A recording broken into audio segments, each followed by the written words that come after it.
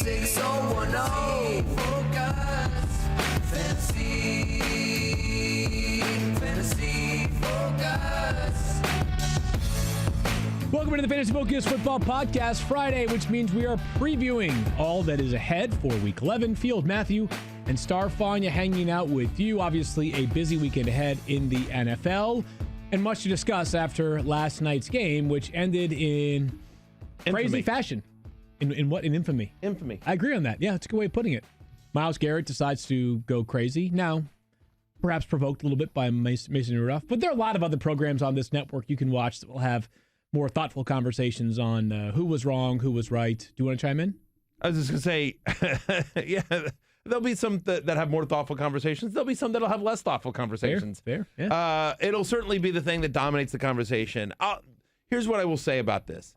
I feel terrible. So Not Cool Keith was at the game. Yes, he was. So our friend Not Cool Keith was at the game. My friend Joe Russo was at the game. Like, I feel so terrible for Cleveland Brown fans. I tweeted this last night because it's like the Browns finally get a great win. Like, that's an important win, right? Sure. The Steelers had been red hot. Like, it's a division game, national television. Baker plays better. You know what I mean? Like, the defense was awesome.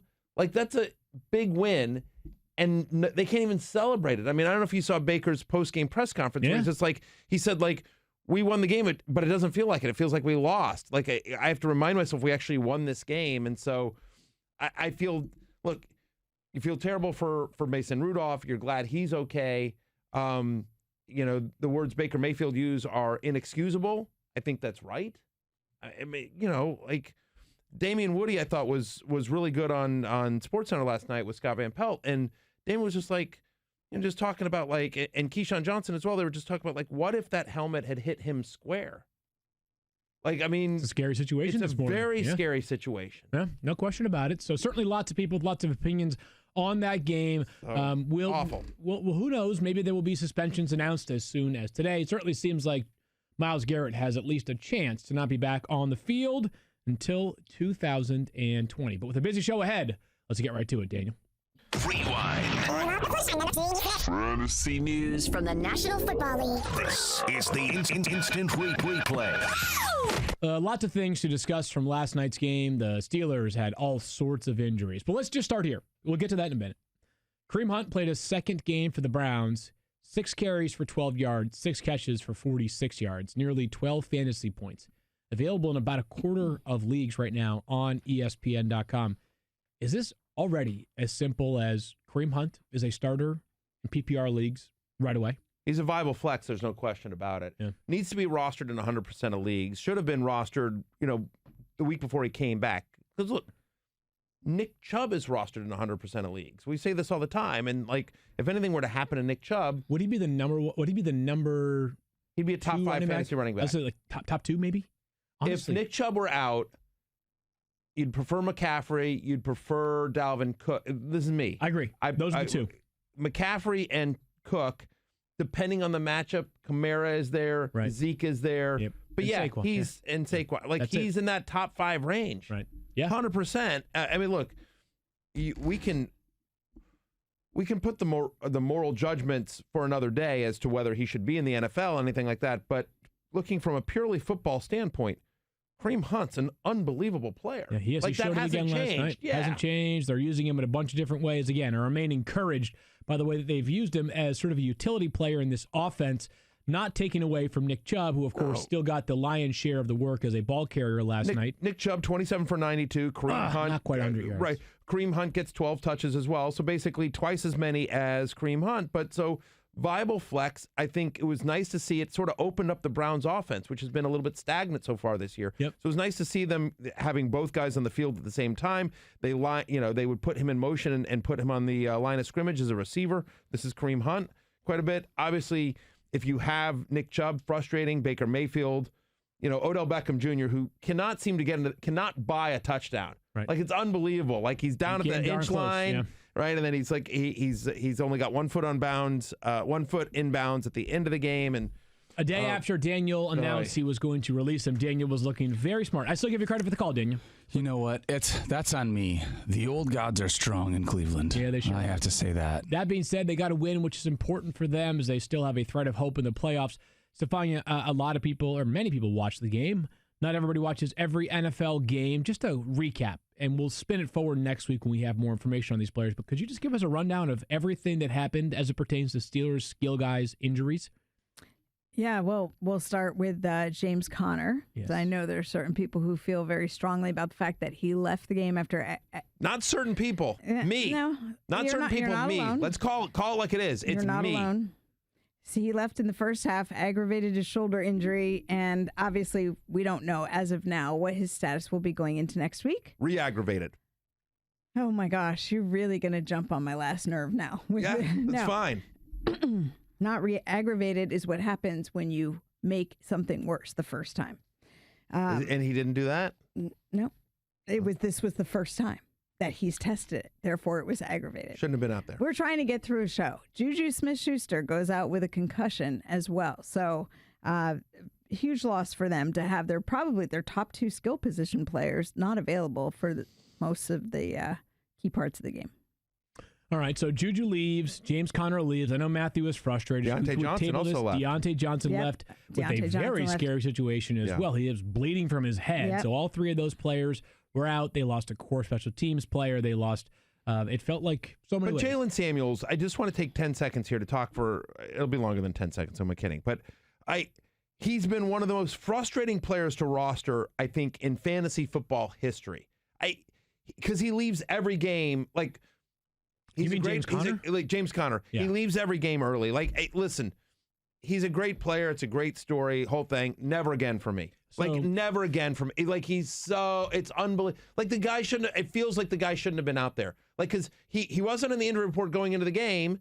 He'd been 100% cleared, and then, like, after the game, he told reporters, and he said, I'm not 100%. He's like, this is what makes I'm not me poking crazy. you. No, listen to me, because you're getting it wrong about the injury report. You are getting it wrong about the injury report. The injury report designations for the game are status situations: questionable, doubtful, or out. And if you're not questionable, meaning they know you are going to play, then you are removed from the pregame injury report. They knew he was going to play. That does not equate to perfect, 100% healthy, no problem here. And by the way, if you want somebody to be 100% healthy at week 11, like, look around the league, there's not a lot of guys who are. So he went through full practices on 3 consecutive days, was listed on the injury report. And do you remember the Steelers were fined for an injury report situation already this year related to Roethlisberger? So if you think they're not paying particular attention to detail and documentation, you are mistaken. Practices, gets through all those. They make the decision collectively that he can play. Again. And then and you could go around the league and find any number of guys who comes off an injury. Adam Thielen goes out for a few plays and ends up having to leave the game. It happens. It's a risk. There is no guarantee. You and I'm surprised by you, because you've had this conversation actually defending it before, saying, look, guys go in, when you step on the field on any given Sunday or Thursday or Monday, obviously, you are at risk for injury. Sure, of course. So you could be healthy and some leave are more soon risky as well. than others.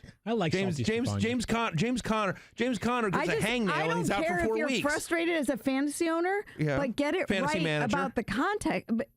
Okay. Fine. Fantasy manager. Thank you. But get it right about the context of the injury reports, because this whole notion of 100% health, come on. A new nickname, and then we'll move on. From now on, he's Ghosty James Conner, because that's what he does. He just ghosts you. He just it's just like, oh, you're out there. Oh, it's good to see you. What happened? Ghosty James Conner. There are a lot of people that are thinking what I'm thinking right now. Which is what? Probably that, like, if you're going to question the toughness of somebody. No, listen, I'm a wimp. I'll make 100%. Like, I could not do, I get a hangnail and I'm out for 3 weeks too. 100%. I'm merely, look, I've said this. It's an unbelievable story. Coming back from cancer. No, James Conner is an amazing football player. I just never want to have him in fantasy again. Okay. That's what I'm saying. Okay, let's move on. Let's move on. That's understood. A lot of season left to play. Yeah, listen, you have him I understand you have him in a couple of leagues, and it's frustrating for you. Been very, right. Not just me. I've been there, Matthew. Remember Julio Jones? Yeah. Yeah. Sure. Let's move along here to Stephania's updates, because there are a lot of injuries right now, Stephania, that qualify as major question marks going into the weekend. So we're going to let you rip through them, and then if there is a takeaway, a player to replace them, some sort of tangible impact, move on from there. Let's begin with Matthew Stafford, who has yet to practice this week. It's Friday morning when we're taping this, Stephania. We're looking again like it could be the Jeff Driscoll show on Sunday? Yeah, it does look like it could be. I mean, this back issue that kept him out of last week's game all of a sudden has the potential to keep him out again. He has not been practicing. He's certainly been at practice on the sidelines, but he has not been practicing. And there's a feeling in Detroit, although he has not been ruled out yet, that it's not looking good for his status. I want to see what happens today. This is primarily a pain tolerance issue. I know we hear fractures in his spine. It makes you nervous. But the fractures would have to be stable for the possibility to even exist for him to play, meaning that we've seen players play with back fractures before, Tony Romo, Cam Newton. It really is a pain issue, but if it's inhibiting him from being able to throw the ball effectively, move to protect himself, all of those sorts of things, then the decision is made to have him sit out. Opens the door one more time, Matthew, to the possibility of Jeff Driscoll, as I just mentioned. Would you say Kenny Golladay or Marvin Jones? It's a better matchup than it was last week, and although they did not combine for a ton of yards, Golladay did find the end zone late. He's a special player. Would you still feel comfortable with Golladay as like a low-end wide receiver too, and Marvin Jones as like a potential flex play this weekend if Driscoll plays? Yeah, I mean, I think I think you're still starting Kenny Golladay, and I think Marvin Jones depends on who else you have. Yeah, I agree. So I would use it as a sort of a tiebreaker. I will say, I thought Jeff Driscoll looked better than I thought he was going to. Fair. Yeah, I thought. I mean, Look, he wasn't great. Yeah, he wasn't great. Yeah. He wasn't great, but I thought he was serviceable-ish. I'll give you ish. Ish. But maybe things change this week with more practice reps and more expectation of starting on Sunday. David Montgomery's defined. This is a midweek injury, the vaunted midweek injury. What do you know about him with that ankle? Well, he rolled it lightly, according to head coach Matt Nagy, in practice on Wednesday, but then he wasn't out there at all on Thursday. Nagy being equivocal on this, saying, like, I really can't say either way whether he'll play or not. So, again, watch your Friday practices, but this is not one that was on people's radar because you see limited on Wednesday. You don't really think much of it, but to find out he just rolled his ankle, they held him out Thursday. This is a big deal. Timing is everything in life. Oh, go ahead. I have a bold prediction. Okay. Should I save it for fantasy football now? We like to do those. We do those we do bold predictions in fantasy football now. What do you got? And last week I'm 2 for 2 on bold predictions last 2 weeks. I had J.D. McKissick as a top 20 play. Wound up as running back 19 last week. How about that? Well How done. about them apples? Yeah. Double-digit fantasy points this week for Cordero Patterson. Interesting. I think because you think about this depth chart, right? So it's more Mike Davis. Yeah. Well, Mike Davis is in Carolina now, right? Well, yeah. That's what I just said. No more Mike Davis. Yeah. So right. So it's Tariq Cohen. And Tariq Cohen's not a guy that they want to go between the tackles. Feels like their backup running back right now is Cordero Patterson. Remember remember last year the same thing happened to the Patriots where Patterson became a part-time running back too. Yeah, he's an interesting player. I like that call. Yeah. So not anyway, startable though, right? I mean, you'd have to be pretty desperate, but you might be. But like David Montgomery made the hate list for me, even if he's playing in this game, even if he's active here.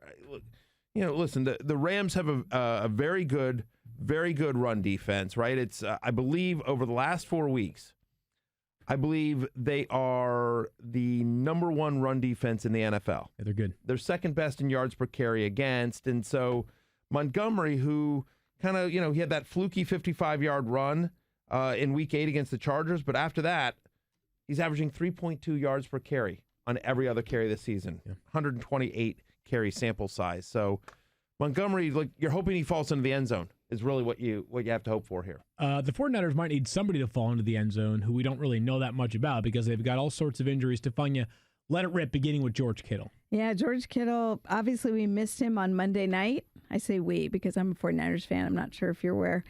George Kittle did not play Monday night, and they missed him, but he walked through the locker room on Wednesday and shouted out to the reporters who were there as he was leaving, "Close, guys." So what I heard when I was there on Monday is that he's been really low profile, has not been around, so it's been hard to assess whether he's progressing or not. Kyle Shanahan spoke with the Arizona media on a conference call and said that he was out, then later clarified to say actually what he meant to say was they would have to prepare as if he were going to be out. But I think the giveaway there is that they expect him to be out, even though it's not official yet. I'll just go through all of these and then you guys can react because we got a bunch on 49ers. Matt Breida aggravated his ankle issue that's been bothering him throughout the season. He did not practice on Wednesday or Thursday. Still a door open for Matt Breida to come back. Obviously, they'd prefer to rest him on a short week and not force him to go through practice. Raheem Mostert also on the injury report because of his knee, but he was practicing limited amount Wednesday and Thursday. Emmanuel Sanders is the other big injury for them, injured in the first half with a rib cartilage issue. Hasn't practiced yet this week. They're calling him day-to-day, but I think the lack of participation. Shanahan said he would be a game-time decision, but these rib cartilage injuries are exceptionally painful, and there's a good chance, I think, that Emmanuel Sanders sits this one out. And just because there was so much going on with the kicker, Robbie Gould also has not practiced yet this week, and there's a chance that he is not there as well. Okay, other than that, the 49ers seem to be in good shape. I say that somewhat sarcastically, of course. We'll see if they have Sanders and if they have Breida. Those sound iffy, and I don't expect George Kittle as Stephania laid out. We'll get to Sanders in a moment. Matthew, just quickly, you want to mention Raheem Mostert, because I believe he makes not the love list, but he is certainly high up your rankings relative to where he would normally be. Yeah, I mean, look, you think about Raheem Mostert. In the 2 games he got 10 or more touches this year, 25 carries, 162 yards. It's a great matchup, obviously, against the Arizona Cardinals, who are 19th against the run over the last 4 weeks. And we know how good the San Francisco 49ers are at running the ball. So you go, there you go, Stephania. I said something nice to you. You guys are back on track? Yeah. Best friends again? BFFs.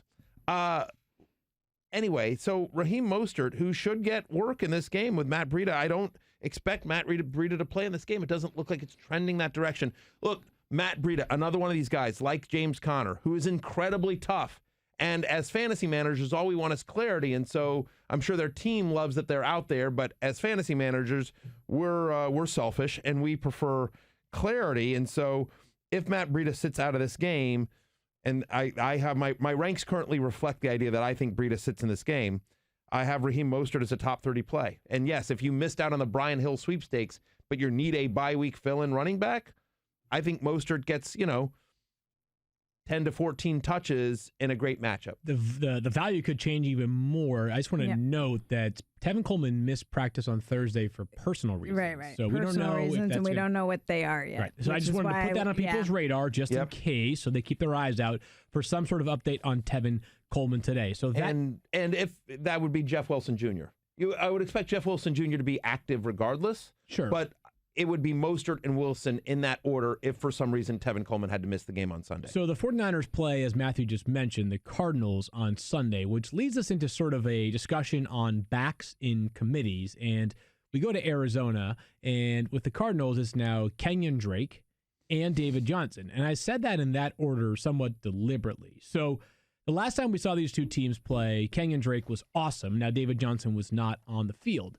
David Johnson has been practicing this week in full, and yet are we at the point already, Matthew, where if you were to play a Cardinals running back, it would only be Kenyan Drake? Or how do you sort of decide which of these two players is usable in fantasy this weekend? Do you have a coin? Sure. Have you put it in the nothing swear in the jar swear yet? jar? Yeah. We started I should just tell you guys this. So Field came in with a thing, and I think it might be inspired by @DotMama. But Field brought in an actual swear jar so as to not curse. I'm trying to make a change in my life. I don't swear a lot, but I'm trying to eliminate swearing from my life. I want to be a more positive influence on people that are in my life.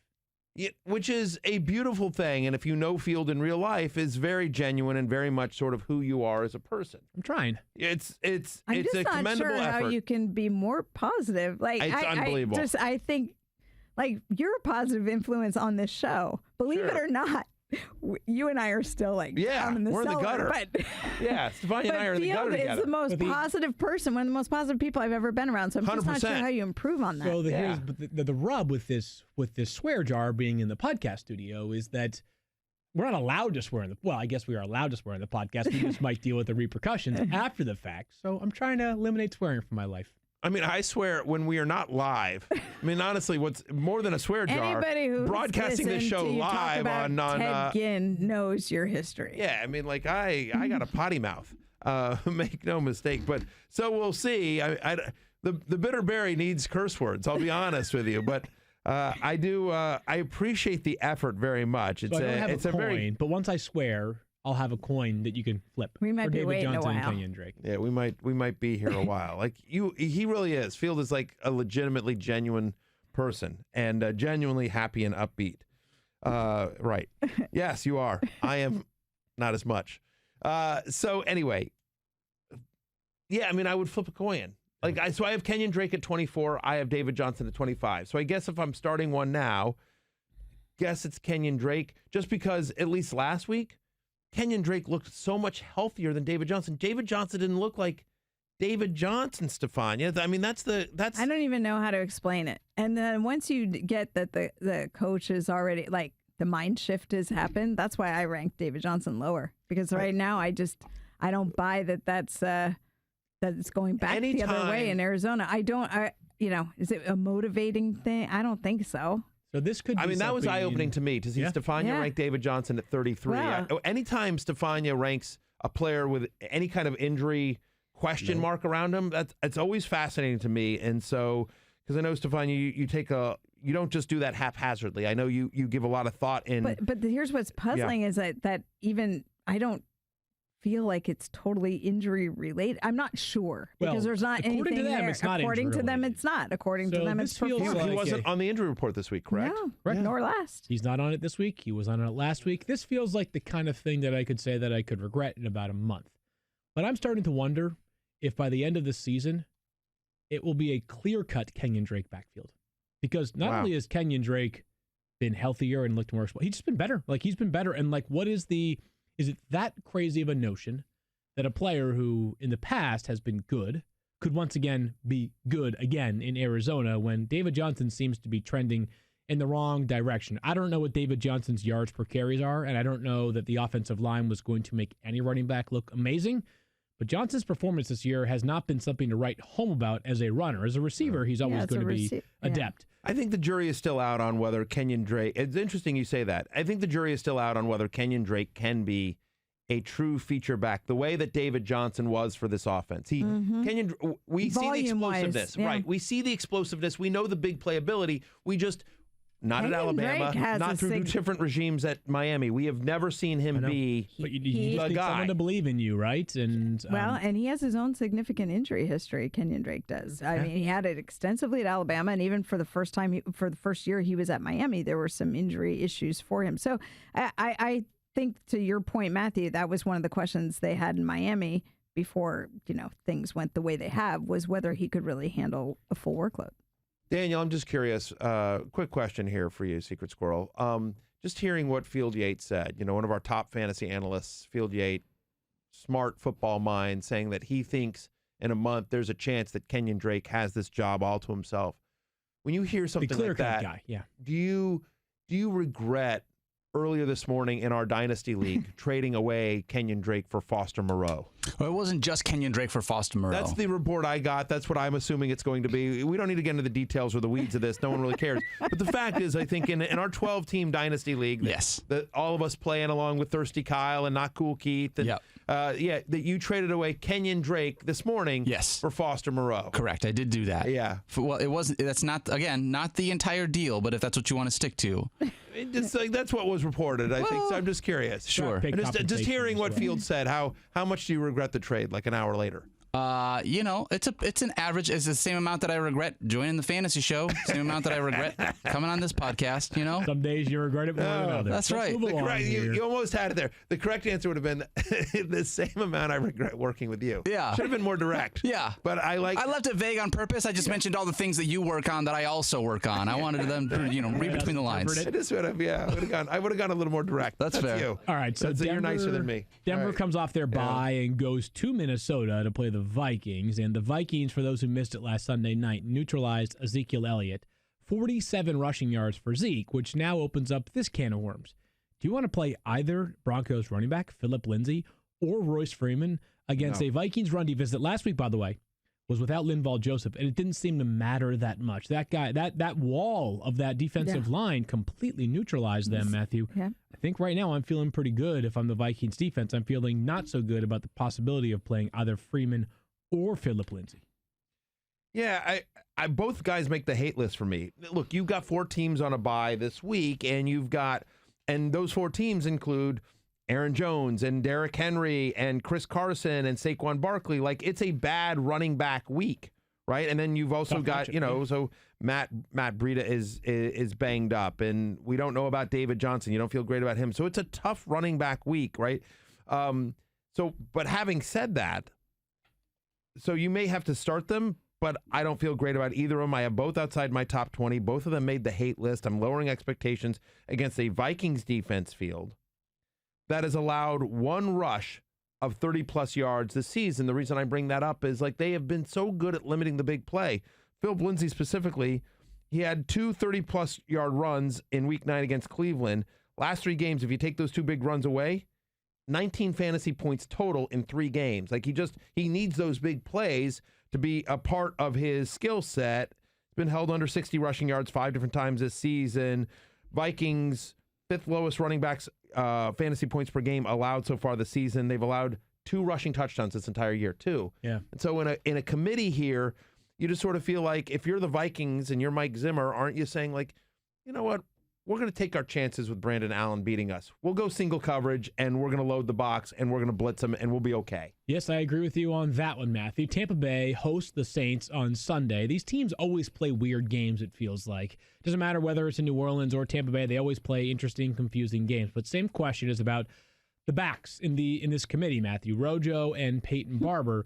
We all have Ronald Jones clearly ranked ahead of Peyton Barber, but Ronald Jones still makes your hate list this week, even though he's a flex consideration for you. Yeah, again, I mean, like, so as you guys know, love-hate is all about expectations, and I think I'm slowing my roll a little bit on Rojo. See what I did there? Thank you very much. There you go. Look, I didn't see it personally. You don't. I didn't. You didn't see what? I know. I missed see it. it. I didn't get it. No, not that. The slowing your roll. Like, see what I did there. Yeah. Slowing your roll on Rojo. It sort of rhymes. Oh, okay. All right. If you say so. Go ahead. Carry on. Listen, Princeton. Like, if I've got to explain all By the the jokes to you. way, how unfair was it that the Princeton player's touchdown got overshadowed by everything last night? We didn't even talk about that highlight. Can we go back to James Conner? I didn't see that highlight. I didn't. Princeton in the end zone. Who do they play? Was Princeton like? Was that like? Huh? Dartmouth, maybe? I don't know. Who do they play? One of the Ivies. One of the guys. Who did Princeton play? I'm dead serious. No, it was a Princeton player who caught the final touchdown. Oh God, I was like, when is Ivy League football like on a highlight? Like, No. I'm just like, all right, No, it's got not. it. Yeah. Okay. Carry on. I see what happened. Okay, I got you. Fair enough. Good job, Stephania. All right. Look, Ronald Jones. Yeah, look, encouraging signs, obviously, from last week. He caught eight balls last week.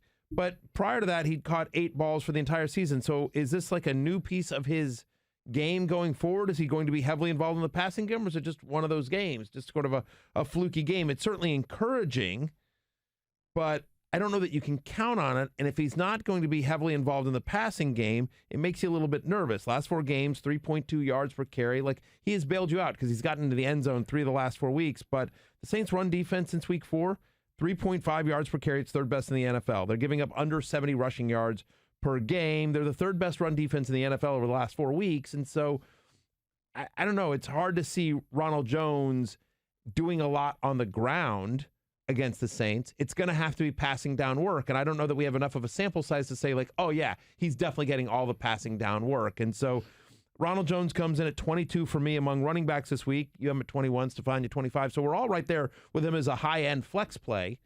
But again, I think, given last week, given the kind of the run that he's been on, I think that's lower expectations. Stephania, is Darius Geis even on the injury report for the Redskins, to your knowledge? Nope. Okay, that's He is good not. news. Obviously, he has been activated to the roster. He's eligible to play on Sunday, and the fact that he's not on the injury report suggests, to me at least, that he is going to play on Sunday. But Matthew, I'm not sure that's a good thing for fantasy football. It's in this absolutely sense. not. Right. So you've got Darius Geis and Adrian Peterson, who maybe sort of have a chance to split carries on Sunday. Is either player usable?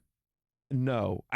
is one more usable than the other? If I had to pick one, I'm picking Adrian Peterson. Okay. I think you want to see it back from Darius Geis. Look, Darius Geis will be, and it doesn't look like Chris Thompson's going to play in this game, So Geis may be used more in the passing game, which will help.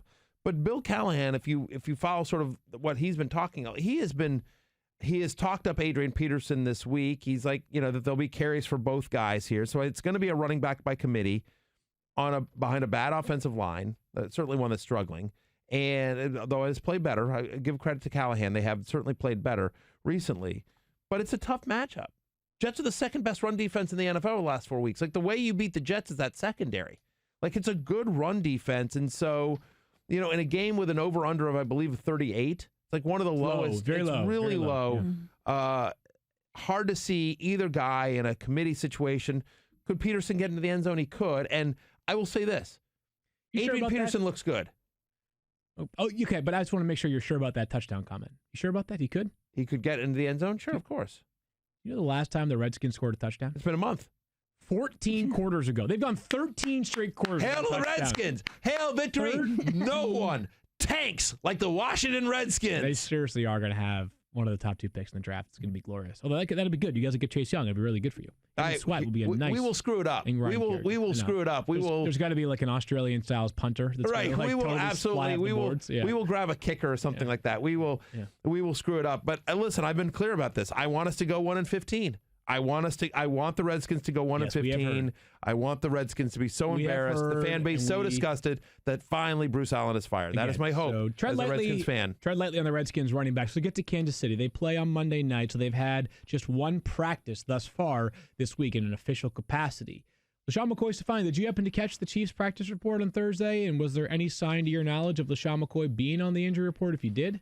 I have it in front of me, but it didn't stand out to me, so... You guys carry on, and I'll let you know. So we presume LaShawn McCoy is going to... Oh, yeah, because it was not complete. Yes. That's why. LaShawn McCoy, we expect to play on Monday night, Matthew, based off what the Chiefs, or I guess what reporters said after he was inactive last Sunday, that this was a planned rest day for him. I don't know where I saw this. I saw it somewhere, but I believe Andy Reid was quoted when asked about LaShawn McCoy. And correct me if I'm wrong. Everyone keep me honest on this. Okay. But I believe Andy Reid was quoted when asked about LaShawn McCoy, something to the effect of like, he's not getting any younger. He did say that. Yeah. He did say that. And he said basically that was his rationale because people were wondering if something happened. The healthy scratch. The healthy scratch. He said, we've got to get him he's a back who's not getting any younger or something like that. Okay. Right. But I think that's technically true for everybody, but I get the implication. Here you go. Here's a tweet from Adam Teicher related to that. He said he asked him about the plan for LaShawn McCoy moving forward, and he said, we'll see. I'll just manage him the way I think is best so he stays effective throughout the season. He's a little bit older. It's my responsibility to manage him the way I feel is right. Okay. There you have it there. So anyways, I think the bottom line is... Could it also be, Field, I'm just asking, could it also be Andy Reid in a very nice way saying, like, he's washed up. He's done. Yeah, it certainly could be. And so I think the possibility has to at least be presented that, like, even if they said last week was a rest week, maybe he doesn't play again on Monday night. Now, for fantasy football purposes, that kind of puts you between a rock and a hard place because it's the last game of the weekend and your options, if you were counting on LaShawn McCoy, will be limited. So, Matthew, I think I would be treating LaShawn, if I have him in my roster, if I have him on my roster and I'm debating him versus somebody else, I think I just go with somebody else, understanding that I'm not saying it's going to be a guarantee, right? But I think you have to. Damian Williams, though, like at least for right now. You had me at somebody else. But you have to treat Damian Williams, by the way, right now as a secure RB2. You have to, at least from a process standpoint, I can't guarantee the results, but based off the fact that he's been the workhorse over the past couple of weeks, the receiving upside, the fact that they score a lot of points in Kansas City, there's at least opportunity there for him to crack the top 20 in a given week. Chargers have allowed a rushing touchdown in 5 of their past 6 games. They give up 27 fantasy points per game to opposing running backs in terms of fantasy. And Damian Williams over the last 2 games averaging 6.5 yards per carry. And I know a lot of people say, like, yeah, of course, well, he had that 91-yard rushing touchdown, which, that was a big play, and that certainly skews something. But in those 2 weeks, in the last 2 weeks, minimum 20 carries. Williams is a top 7 running back in percentage of carries, gaining both 5 yards and 10 yards. Good. So it's not just the one big run. He's had a lot of big plays over the last 2 weeks, and certainly having a healthy scratch of LaShawn McCoy, tells you the confidence they have in Damian Williams. Now, he did have a fumble that was returned for a touchdown, but ultimately still ran well, and they went right back to him. It wasn't suddenly Darrell Williams and Darwin Thompson, who we'd heard they wanted to get more involved and didn't really do much in that game. So we all have Damian Williams, I believe, as a top 12 play this week. So, or top 12-ish, I should say. Stephania has him at 13, but yeah, we're all in on Damian Williams as a top 15 play on Monday night. Speaking technically, there is a chance we'll be discussing this year's Super Bowl preview in just a minute. But first, Mr. Swole himself, Matthew Berry, is going to tell you about Vitamin Shop. Stop sacrificing taste for performance, Okay, Field. I will. Constantly, I can't tell you how many times I see Field Yates sacrificing taste for performance. I'm like, what are you doing? He's just like, just doing some performance and sacrificing taste. I'm like, dude, you don't have to do it, at least when it comes to sports nutrition. The Body Tech brand has flavors as mighty as you are, Field, like cereal-inspired protein and more, all powered by leveled-up taste technology, and it's only at the Vitamin Shop. Now you can save on pre-workouts, aminos, protein, and other sups backed by the Body Tech brand's quality promise. Use the code ESPN2019 for 25% off your entire purchase at vitaminshop.com or in-store until November 30th. The Body Tech brand, no limits. Offer cannot be combined with any other coupons. Again, so it's ESPN 2019 2019 for 25% off, and that's vitaminshop.com. Remember, shop SHOPPE. So vitaminshop.com for your Body Tech brand. Matthew, always a weight room specialist himself. Let's get to the next game here. As I said, technically, this could be a Super Bowl matchup preview between the Jets and the Redskins. Both teams qualify. Like, one's in the AFC and one's in the NFC. Right. So and each player in every team gets 2 tickets to the Super Bowl every year. So technically, they all might be there in Miami on February 3rd. Is that true? Every player on every team? I think every NFL player has the right to buy 2 tickets a year to the Super Bowl. I could be wrong there. I think I'm right, though. Oh, interesting. Before we get to some of the values here, Stephania, health-wise, where are we at with Le'Veon Bell and Robbie Anderson? Yeah, Le'Veon Bell banged up again this week, literally listed with 3 different things next to his name because his ribs and his knee were banged up, and then he has an illness he's dealing with as well. So he was out of practice on Wednesday, but he did come back and do a little bit of work on Thursday. Meanwhile, Robbie Anderson listed with his back and his shoulder, limited both days. So far, I don't sense that there's any grave concern that either of them will miss this game. Okay, that's good news there. But Matthew, this game, as we have been saying, is going to be very ugly. But where's the value in this game? Are there players that you think might be startable on Sunday that you think have a chance to really break through and make a fantasy impact? I mean, Le'Veon Bell made my love list this week. Oh, and I've been an anti-Le'Veon guy for most of the year, but Le'Veon Bell should have a huge game in this week. Not that you need me to tell you to start Le'Veon Bell, but how about some of the other guys then? Players that might not necessarily be automatic starts in a given week, whether it's Jamison Crowder, for example, or others. Yeah. Jamison Crowder made my love list this week. Washington really struggles against the slot, right? Revenge game, right? Yeah, exactly. Hashtag revenge game. Yeah. Jamison Crowder. That'll be great, actually, just seeing Jamison Crowder just completely destroy my Redskins. Wait, we screwed up with every play. Don't get me started. All right.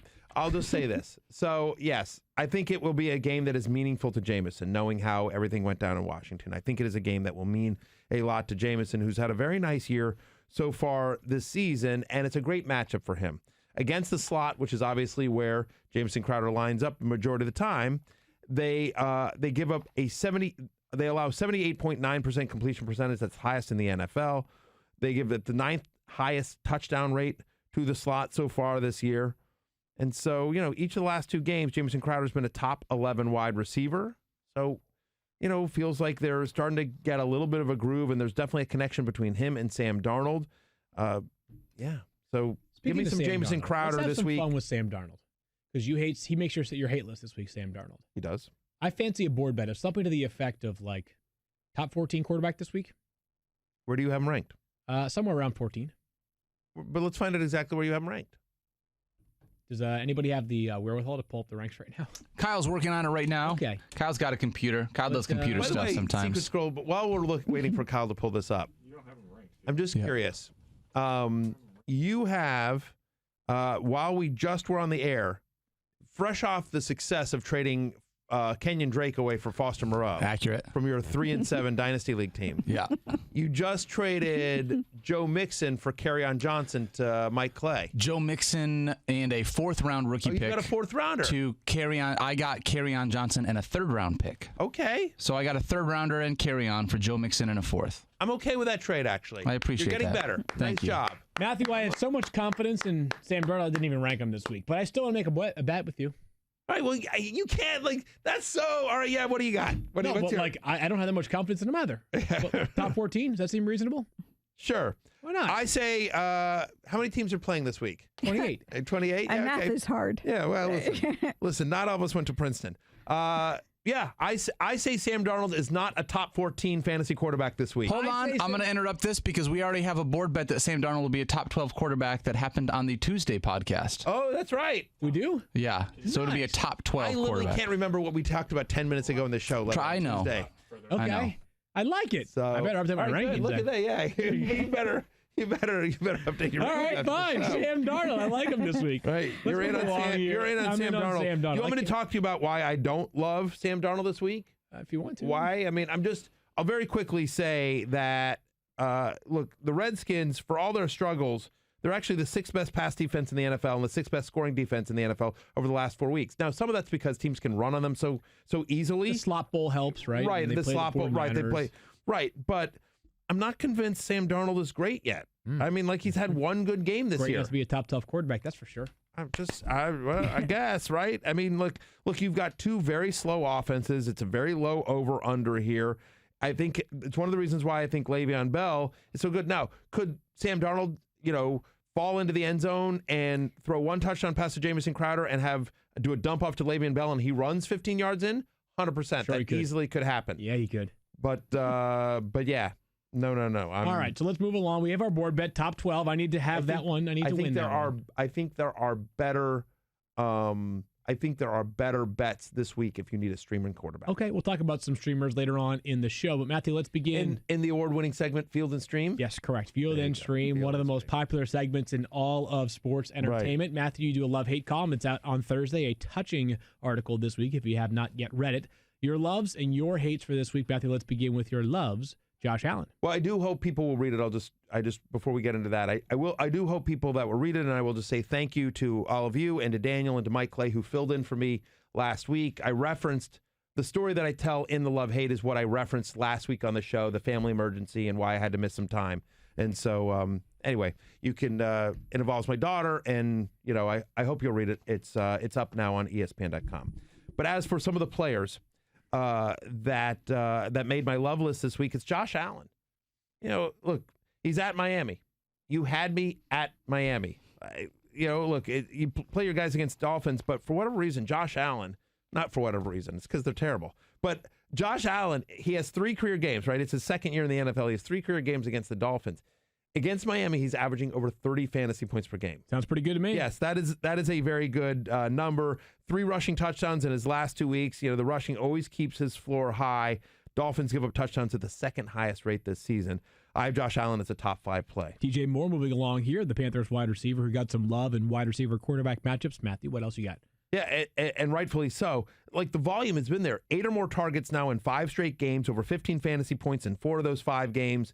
And this is a guy that, 88% of his catches this year have come on the perimeter. The reason I bring that up, Falcons against perimeter pass catches this year, they're bottom 3 in the NFL in terms of yards allowed per completion and touchdown rate. So, yes, DJ Moore, it's one of the reasons why I think Kyle Allen is a pretty good sleeper this week and a pretty good streamer. I prefer him to Sam Darnold among streaming quarterbacks. Matthew, also on the hate side, Todd Gurley and Allen Robinson, same name, different teams. What say you about these 2 players? Look, you probably don't have better options. I think you probably have to still start Todd Gurley and Allen Robinson. Yep. But love-hate is all about expectations, and I'm certainly lowering expectations for both guys. Would look somewhere else in daily unless you're trying to really go contrarian here. But Todd Gurley against Chicago, look, he's averaging under 15 touches per game so far this year. The weird part for me about Todd Gurley Field is that he's not involved in the passing game. Last year he Hardly was, the last couple of years he's been so great in the passing game. But this year he has one game with more than 13 receiving yards. Very bizarre. So what that's made him is basically a touchdown-dependent RB2. 45% of Todd Gurley's fantasy points this year have come on scoring plays. Yeah. And so it's crazy to say that Todd Gurley is like a touchdown-dependent RB2, but that's what he's become. And so the Rams' offensive line, which you've talked about earlier in the week, is so decimated. And, the Bears, are the Bears anymore? They're middle of the pack at run defense over the last 4 weeks, but they still have Khalil Mack. I don't know. For me, Todd Gurley makes me very nervous this week, as does Allen Robinson on the other side of the ball. Last 4 weeks, Rams allowed touchdown passes at the 4th lowest rate in the NFL. We expect Jalen Ramsey to shadow Allen Robinson for the majority of this game. So the Rams actually, last 4 weeks, the number 1 scoring defense in the NFL as well. Trubisky continues to struggle. This offense looks broken. Neither Allen Robinson or Todd Gurley give me a ton of confidence going into Sunday. They're both merely a running back 2 and a wide receiver 2. You have to just sort of hope for the best. For the full column, check out ESPN.com. You can read it there. We'll be back in just a moment to discuss some players that, you want to like them, but you're just not sure how confident you can be. But first, as always, a word from the Fantasy Show. All right, Matthew, coming off that toss from a very handsome weather reporter, it's time for frequently asked rankings questions. First one comes from me about the Detroit Lions. My question is, which of these Lions pass catchers can you trust this week? Yeah, if we get another Jeff Driscoll start, which is looking more and more likely at this point of the taping, I would treat Galladay as a wide receiver 2. Marvin Jones is more of a low-end wide receiver 3. Look, it's not a great matchup for either, but as we saw last week, they should still get sufficient volume. And regardless of who starts, I also like J.D. McKissick as a viable play in deeper leagues at the flex. Remember, Cowboys allow the 3rd most running back receptions per game this season. All right, Secret Squirrel, who's next? All right, next question comes from our boss, Norby. Hey, Mark, I could care less about your stupid rankings. I care about the Cowboys. They're the biggest team in America. Talk about the Cowboys. All right, well, good question, sort of. Not really a question, but it's Matthew, but thanks for watching the show, Norby. I'm going to pretend you asked about the Dallas Cowboys wide receiver situation. So, listen, Amari Cooper is still banged up. He should see a decent amount of Darius Slay in this one. Look, they still have Cooper as a wide receiver 1, but you have to downgrade him a little bit. I will say I really like this spot for Michael Gallup. Now remember, Gallup, multiple deep targets in 4 of his last 5 games, and that will have success against a Lions defense that's really struggled with defending the deep ball in recent weeks. Lions, by the way, also have the 5th worst red zone defense, so don't be surprised if Gallup finds the end zone for a 3rd straight game on Sunday. You're in the whole 6010. So lickety split on these guys. Welcome back to the Fantasy Focus Football Podcast. Reminder, it's a weekly game, but sometimes you got to make decisions over players that you think are, just for the full season, you'd be confident in them. This week, though, Matthew, John Brown, we hauled them inside the top 20. I don't know why this is really even a question. These guys it's a new name to the top 20, but he shouldn't be. He's been one of the most consistent players in football this year with over 50 receiving yards in every game this season. Anything to add there? You good? I'm good with John Brown. Look, I mean, again, look, you heard me talk up Josh Allen, right? It's who does Josh Allen look for? John Brown. That's right. So he wants to smoke. By the way, yes, I do in fact get it. Dolphins allow a touchdown on deep passes at the 6th highest rate in the NFL. You can throw deep on Miami. You can do a lot of things to Miami. That's right. To be honest, but that's one of them. Go to Live, you can too. throw deep. Mohamed Sanu for the Patriots had 10 catches this past time. Have you ever been to Live? No, I haven't. Believe it or not, Matthew. I have once. Really? I'm sure you were a blast there. Mohamed Sanu. It was fun. I was invited by an NFL quarterback, actually. I remind me to tell you that story off the air. Okay, it's actually sounds good. Kind of a nutty story. Mohamed Sanu had 10 catches in his second game with the Patriots, right inside our top 20 method. They played the Eagles, who they've been slightly better against the pass of late, but still seems like a vulnerable secondary. It certainly does. The concern always with the Patriots is just when you think like, okay, now we know what they're doing, right? Watch Phillip Dorsett have 2 touchdowns in this game. I mean, or N'Keal Harry, right? Or N'Keal Harry. Yeah. I mean, right, exactly. Rex Burkhead gets 3 scores. Like, you just don't know. All that said, there's certainly some encouraging signs from Mohamed Sanu. 10 catches on 14 targets, 81 yards and a touchdown against the Ravens in week number 9. He ran a route on 47 of Brady's 48 dropbacks. Yeah. I mean, when they were passing, he was out there. And so, listen, the Eagles pretty good at getting pressure, getting to the quarterback. There's been some struggles with that offensive line in Philadelphia. So could you see maybe some? I think it's a big James White game, candidly. but maybe you could also see a little bit of Mohamed Sanu. Brian Hill for the Falcons steps in for Devontae Freeman Matthew and right inside of our top 20. Good matchup against the Panthers.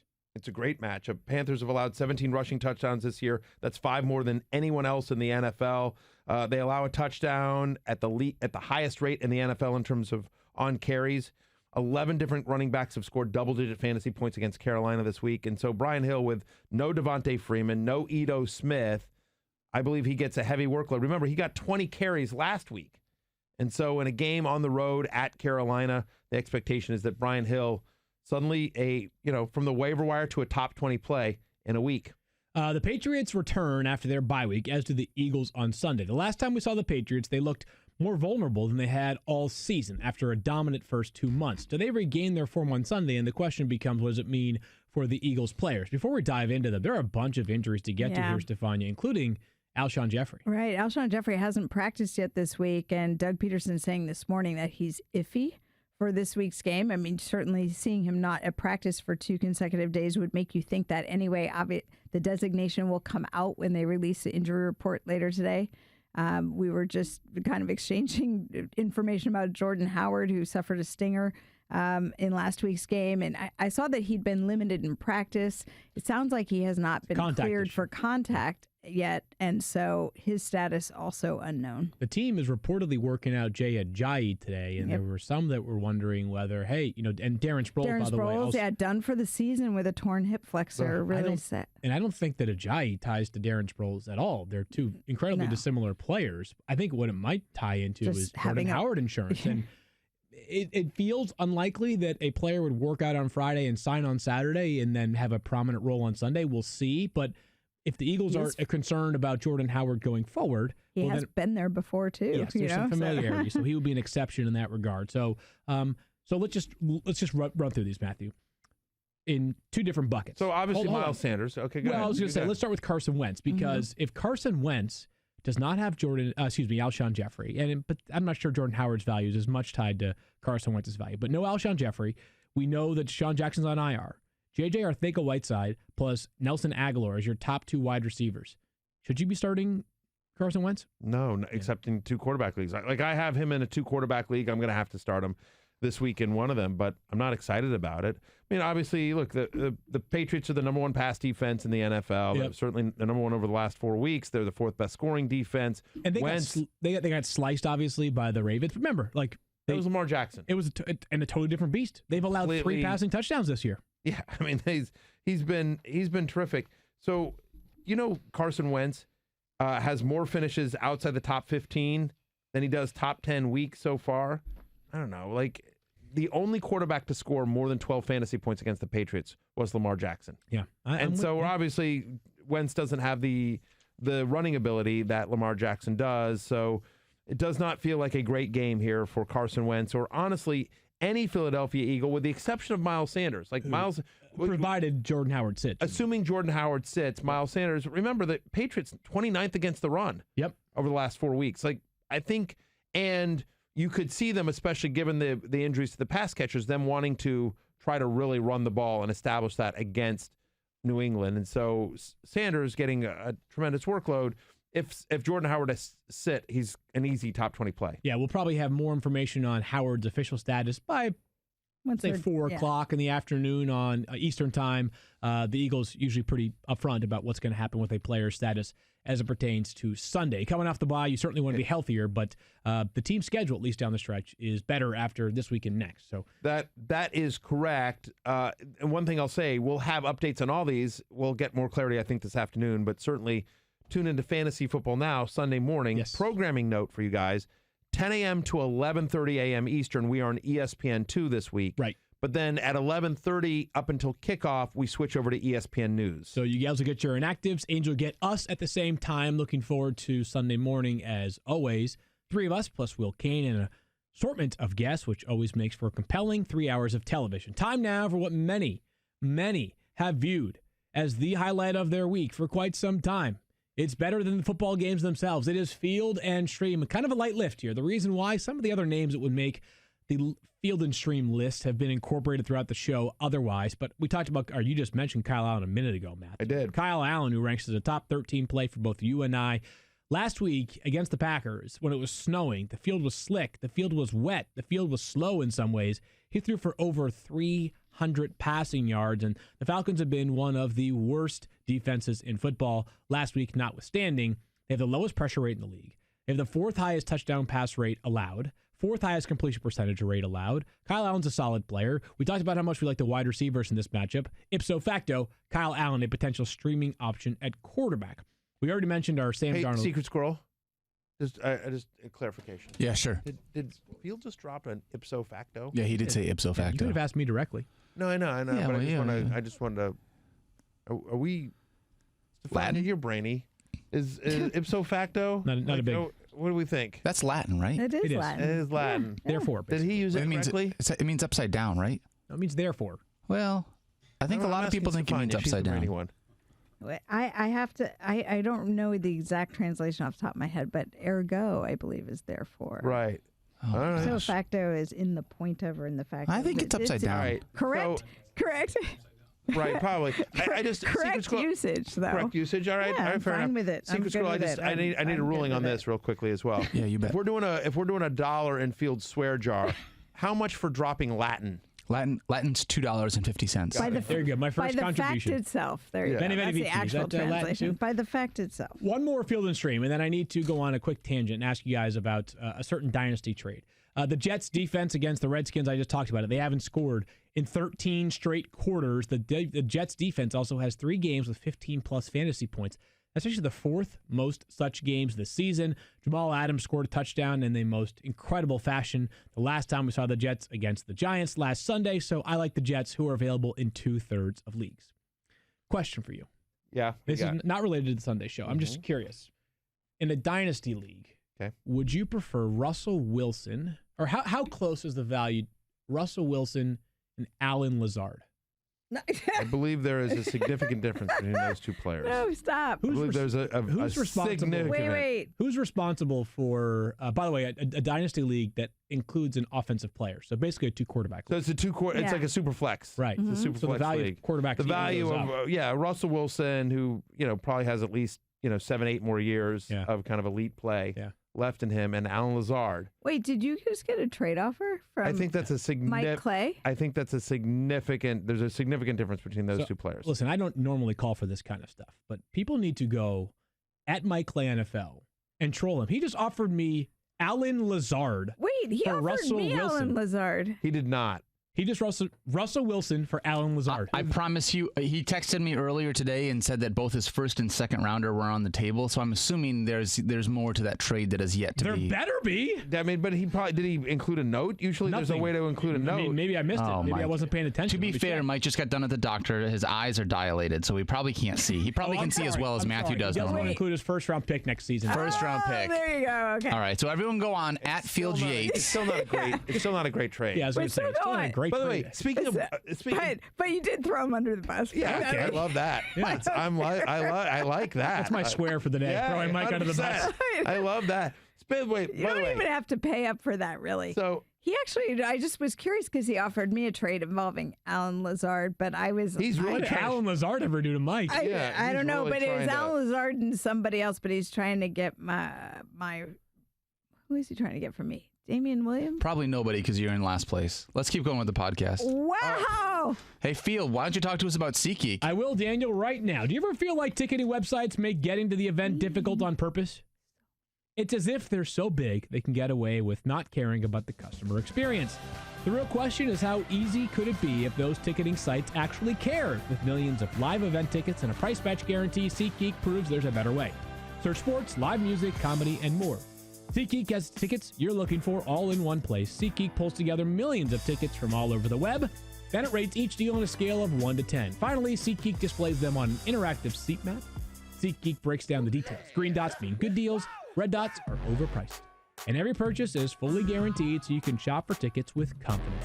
SeatGeek will even give you $10 off your first SeatGeek purchase. All you need to do is use our promo code. Download the SeatGeek app today and use promo code FFF for $10 off on your first purchase. That's promo code FFF for $10 off on your first purchase. Hey, as long as we're talking dynasty trade offers, and I just think this might be helpful for people listening at home. Okay. Okay. Just because everyone, I think, is just like, oh, well, like, you guys play in expert leagues. You guys play, with quote unquote, really smart fantasy football managers. Like, you don't get crappy trade offers. No one tries to pull a fast one on you. No. Oh, no. We get awful trade offers from people that, like Mike should know better. Like, come on. A first-round pick. I mean, like, I guess. A first-round pick in Dynasty is definitely worth something, but it's not worth, like, a top 3 fan. I mean, like. The league MVP. Right. I mean, like. With Alan Lazard, I mean, like. Right. You might as well just offer me the first. And I understand that in our format, you have to offer something. You can't just offer a pick as currently constructed. Text me offline and say, hey, listen, my first-round pick is available. Let's figure it out. What would it take to get Russell Wilson? Like, I'll tell you, I just did a trade. Just maybe give you some. So I'm in this crazy dynasty league as well with a bunch of guys that if you're in on fantasy Twitter that you've read, like, so Evan Silva, Graham Barfield, Scott Barrett, Bob Harris, let's see, Danny Kelly from The Ringer, Pat Thorman, Rich Rebar, like a lot of great guys. All very, very smart people, and I'm sure I'm forgetting people as well. So I apologize to whoever I forgot there. So anyway, I just did a trade there, and it's a super flex league. It's tight end premium, so you get 1.5 fantasy points per reception if we're a tight end. And I just traded my second round pick next year, my first and two second round picks in year 2021.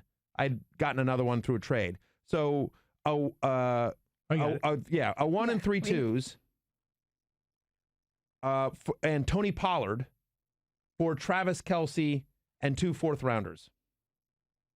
Okay. So, right. No, I know, but I'm just like, that's the price of pick, right? I mean, like, Kelce's obviously like, I'm first in points in that league. I'm third overall in standings, and I'm going for it this year. Obviously, Kelce's got like a couple more years. No risk it, no biscuit, baby. Right, no risk it, no risk it. But anyway, so that same league. Listen to this. Listen to this trade. Did you say no risk it, no risk it? No risk it. He did. That's what you said. You said no risk it, no risk it. No risk it, no biscuit. I didn't say. You said no risk it, no I risk it. agreed with him. I'm like, you got it. No, Field said no risk it, no biscuit. You said no risk it, no risk it. Do you know what the saying is, Matthew? No. The saying is no risk it, no risk it. Yes. Okay. All right. Not a big football guy, apparently. No risk it. Listen, stats are for losers. Oh, help me. I haven't slept well. All right, so. Of course, blame your daughter. Yeah, it is your daughter's fault for this. Yes. Sorry, Samantha. I've been cold. I've been cold. Beth, I've been chilly. Exactly. Can you wrap me up like a taco one more time? That's right. And cuddle my pillow. I'm so cold. It's burr. I know. Beth gets out of bed to tend to our daughter, and she lets the cold air in. It's outrageous. Brutal. How dare she? Like 3 a.m. I'm like, I'm just like, white all noise snuggly. back on. Right. The white noise back on. Exactly. Plug the heated blanket back in. Thank you very much. Exactly. By the way, bring me some water. Earplugs. Tell that bird outside to stop why chirping. do you not have earplugs? I should get earplugs. I should. This is a simple solution. Stephania, the questions of why I don't do certain things, like, no one knows. I don't know. I obviously misspoke. No risk it, no biscuit. All right, but here's the thing. So, but I just wanted to, I brought this up just because I got what, tell me what you think of this trade offer. Like, as long as we're talking about Alan Lazard and. Nobody wants to know. I just wanted to real quick, and then we'll move on. All right? Here's what he offered. This person offered. I won't say the team, but they offered me Zach Ertz. This is from my team. I would trade them Zach Ertz, Melvin Gordon, Austin Eckler, Kyle Allen. Those are some good players. Okay, that's too many players. Mm-hmm. Right. For Matt Ryan, Kadri Ollison, Justin Hardy, Delaney Walker. In a dynasty league. In a year in which I'm going for it. No. I think that's pretty easy to hit the button on that one. But yeah. And then they were going to offer me a 2020 second round pick too. No. But I was just like, are you kidding me? They're not kidding you. It's Zach Ertz in a tight end premium league. It's Kyle Allen, who I think is the starter in Carolina next year. It's Melvin Gordon and Austin Eckler, who are going to be 2 starting running backs next year. All right, Stephania, time for your quick hitters. We begin with Kyle Allen's teammate, Christian McCaffrey. You have been cautioning us, NBD. These will be quicker than Matthew's trade descriptions. No risk it, no risk it. Christian McCaffrey. Gonna be on your team, We brought him up yesterday because people might have been nervous because he wasn't practicing Wednesday. Well, like I told you, returned to practice on Thursday and everything trending in the right direction for Christian McCaffrey to be able to play. Josh Jacobs limited Wednesday and Thursday because of his shoulder, but he's been playing through this. See, Matthew, sometimes players aren't 100%, but then they're cleared from the pregame injury report. They play, they have success, and they go back on the injury report for practice the following week. That's what Josh Jacobs has been doing. Ty Johnson, concussion suffered in last week's game. Ty Johnson did come back to a limited practice yesterday. So, let's see what he does today. But I had sort of thought that he might be out this week. But if he's able to do more in practice, he's able to get clearance, there's a potential for him to be available. Although we'll find out soon enough. And then over in Indy, Jacoby Brissett and T.Y. Hilton, two different stories. Jacoby Brissett, full practice, back-to-back days. Looks like he'll be ready to go and start this weekend. T.Y. Hilton still not practicing, still a little ways to go before he comes back. All righty, you got all the information there from Stephania. Let's close this out with some social questions. One more time for you, Daniel, filling in for Not Cool Keith, who was a very happy, albeit not cool Keith, this morning after the Browns win. That's accurate. First question we have here comes from David. Wants to know, Singletary and Crowder both made the love list. Which one do I flex? Matthew, your chance to flex on this question, given that you write that love-hate column. Oh, gosh. Please don't ever do that again. Flex. That was disgusting. I'm flexing. Oh, are you? Is that what's happening right there? My eyesight. How come there's more down here than there is up here, Matthew? I don't understand. It's the way the shirt hangs. Okay. It's an ill-fitting button-up. Flex, yeah. Wait, the Devin Singletary versus Jamison Crowder? Yes. I'm going to say Devin Singletary just because I think more guaranteed touches there. I think it's close, though. I think both guys do really well, and I get it because, look, the only thing that makes me nervous here is that the game's in Miami, and could they give Frank Gore, Josh vultured him a couple of times. Gore got a couple of goal line runs. Could they, former team and, all that narrative, and do they give Frank Gore, a cheap touchdown or something like this? But just, I know that Devin Singletary is going to touch the ball 12 to 15 times in this game. I expect Crowder to have a nice game, but yes, okay. I prefer Singletary to Crowder. All right. Yeah. You guys agree? I would just say, just double check that Singletary's good after today. We talked about he didn't practice yesterday because of his ankle. So just make sure he's good. Yeah, make sure he's good. Okay. Next question from Justin. One flex spot for Brian Hill, Calvin Ridley, and Cortland Sutton. Brian Hill. Oof. Brian Hill, Calvin Ridley, Cortland Sutton? Yep. Brian Hill. Brian Hill. Just volume, right? The volume. Guaranteed touches. Volume matchup. Yep. Okay. Patrick wants to know Josh Allen or Carson Wentz rest of season. Man, with all the injuries in Philadelphia right now, I think I'd go with Josh Allen. Even though he has been uninspiring at times as a real quarterback, his fantasy value, multiple touchdowns accounted for in, I believe, 5 straight games now. Longest streak by a Bills player since Drew Bledsoe all the way back in 2002. Some rushing upside there. I'd stick with Josh Allen rest of the season. Yeah. Same reasons. Okay. All right. Christian wants to know, would you rather stash O.J. Howard or Noah Fant in hopes of finding a playoff difference maker? Oof. I'd go with O.J. Howard, and not because if this were a dynasty league, you can make a really good case for Noah Fant. For this season, I do think it's O.J. Howard because the touchdown upside in general in that offense is way higher than one quarterbacked by, for now, Brandon Allen and potentially soon Drew Lock. I'm going to say Noah Fant. Okay, that's fine. I mean, you can do that. I want to look at their schedules, but Noah Fant actually, I believe Tampa Bay has a good schedule as well. But look at their upcoming schedule for Denver, right? So obviously they're at the Vikings this week. You don't love this, and they're at the Bills the next week. You don't love that. But then Chargers, Texans, Chiefs, Lions, Raiders is how they end. Like the play in just the playoffs, just the fantasy playoffs and ESPN standard leagues. Texans, Chiefs, Lions, Raiders. That's a great 4-game stretch. Yeah, pretty little stretch. I'm just not confident in the quarterback play that they can take advantage of that matchup. Like I think O.J. Howard might be able to find a way to after his touchdown this past I just week. hope that now that they've rediscovered O.J. Howard, that remains the same. I sure hope so. On Sunday, as Matthew mentioned, we have fantasy football now from 11 10 to 11:30 on ESPN2, The Deuce. Then we flip over to ESPN News for the concluding 90 minutes of the show. We'll have inactives. We'll have all the latest on ranks and injury updates and everything else in between. But before we get to that, the fantasy show is available now on ESPN Plus. Love Hate is available and up. Rankings are up. We'll be adjusting them all weekend as it pertains to injuries and everything else we find in between. In the meantime, Matthew Berry, TMR, on all forms of social media, including TikTok, except for the Fantasy Life app. He is just at Matthew Berry. Correct. She is Stephania_ESPN on Twitter and at StephaniaB87. I wonder if I on have any Instagram. followers on TikTok yet. Hang on for a second. Have you put any content I posted there? posted absolutely nothing. Why It'd would be you? entirely about. It's going to be awesome when you have like 6 followers.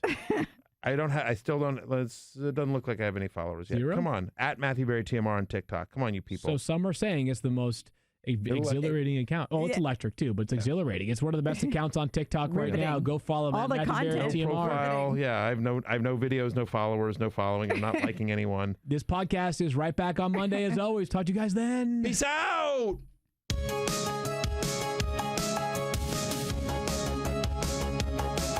He's a NASCAR guy with a basement shrine, a Langford fan for life. Chargers are off to a terrible start, but that won't change his mind. Matching up all the cornerbacks, touchdown regression and weekly stats. But if your team falls flat, he's the one to blame. He's a brainiac on the case. With projections that can put us in first place.